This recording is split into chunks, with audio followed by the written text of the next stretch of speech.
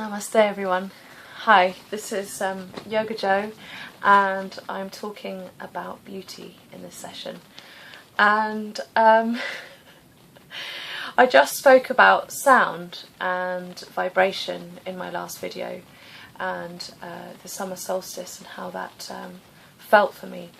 And it's getting a bit dark now because it's really overcast today and quite rainy, so I'm sorry if the sound isn't very clear, but I'm in the yurt and the rain is just, trickling down and giving that background sound.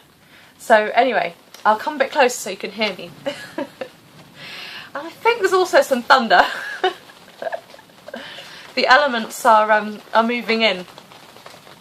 So yeah, I wrote a bit of a long essay on the night late. It was probably midnight on the summer solstice, all about beauty. And I thought I'd do a video on it because it's just something that is coming into my life so much more often than it ever did in the past, and I feel a lot more connected to my surroundings, and I think through that connection beauty comes as an experience within me much more easily, and I notice beauty around me much more easily. So, for example, I think it was yesterday or the day before, I think I was cycling somewhere, and just about here on my hand there was the tiniest little baby grasshopper or something that has, I could see the little thingies on its end of its legs that do that sound, but its body, was probably no longer than a millimetre, and it's good that I've got quite good eyesight, but I could see, almost not see, but see its little antenna, and it was just sitting there on my hand for a moment, and I suppose that's just an example of, being in the present moment and noticing what's happening in that very moment. And that tiny little grasshopper just made me feel and notice beauty. Not in the past, I would have maybe seen it there on my hand and maybe blown it off. Off you go, and I'll carry on with my day and not think anything of it.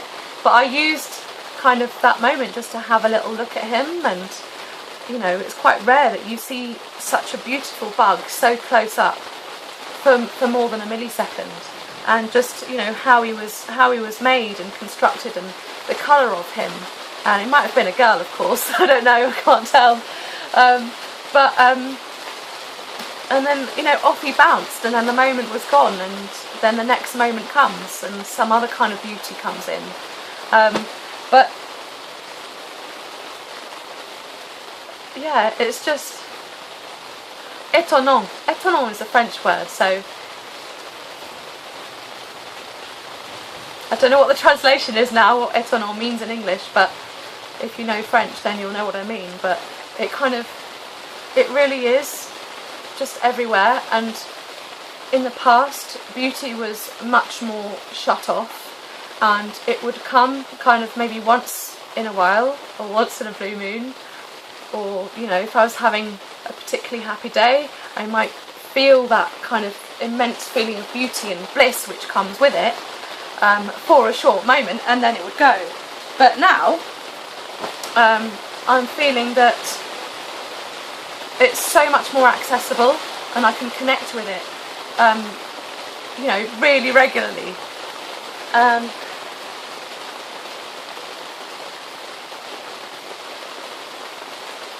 I suppose another thing is that even inanimate objects, so in the past it was only really nature that kind of grabbed me and took me over and made me feel that feeling of bliss or beauty within things, and the rustle of trees when I went for a walk with my family, or the breeze that touched my skin and that feeling or that sensation, but now I can look at this cotton rope that I bought that's frayed at the end in front of me, hanging down in the yurt, and I can see it as this beautiful object as well, and how that cotton is also, you know, it's woven tresses, is also beautiful in its own way. And I think for me that's a step forward in how I'm feeling as a person, and how that feeling of union, you know, that people that do yoga talk about, is union with your surroundings, with the cosmos, with the things that you come into contact with in your life. Yeah. So it makes me smile a lot more often. It makes me laugh a lot more often. It makes, you know, your heart feel open more often. It makes your skin tingle more regularly. It makes energy move up your spine and feel tingly and yummy and kind of movement and stuff much more often. And you know, it's not like I'm asking to bring the world into me and say, hey, I really want to notice right now the beauty. I don't ask it to happen. I think in the past I used to kind of maybe force it sometimes, but now it's just regularly there, and it's just a part of my life. And it means that because there's more of that, there's less anger, there's less fear, there's less upsetting things that happen, there's less sadness. You know, I found out something very sad this morning about someone that died through a brain cancer, brain tumour, and you know, you take it on board, you listen to it. Yes, it must have been really sad for that family. Okay, it wasn't a part of my life, it was just something I found out about. But in the past I might have really kind of delved into some kind of negative spiral relating to death. And now, you know, I take these kind of what might have been negative comments in a totally different way. Yeah,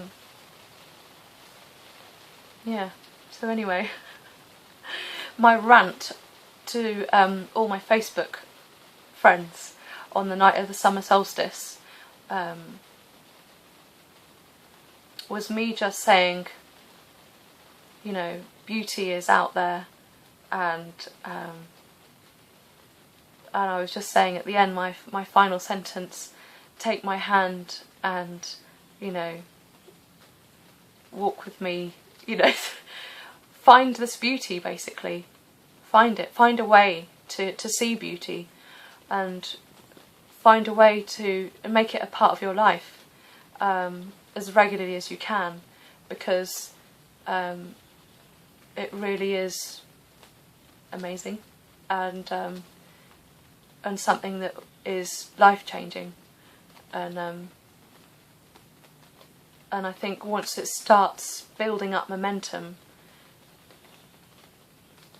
it's probably quite hard to go backwards unless something really, I don't know, you have a car crash and you have to go into hospital, or I don't know, something really big happens and you have loads of pain in your life or something.